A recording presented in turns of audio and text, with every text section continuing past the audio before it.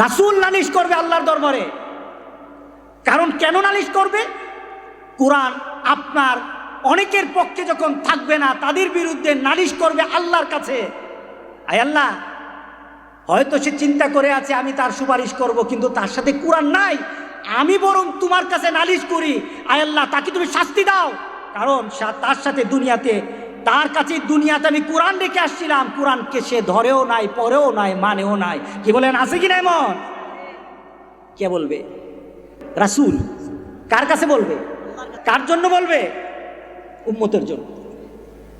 আপনি যত কিছুই দেখেন দুনিয়াতে, যার সাথে কোরআন নাই তার থেকে ফকির আর কেউই নাই। যে কোরআনকে পড়তে জানে না, কোরআন মানে না, কোরআনের মাহফিলের মর্যাদা দিতে জানে না, আল্লাহর কসম বড় জানাজা নিয়ে মরতে পারবে, কিন্তু কবরটা কিন্তু শান্তির হবে না। কোরআন ছাড়া উপায় নাই।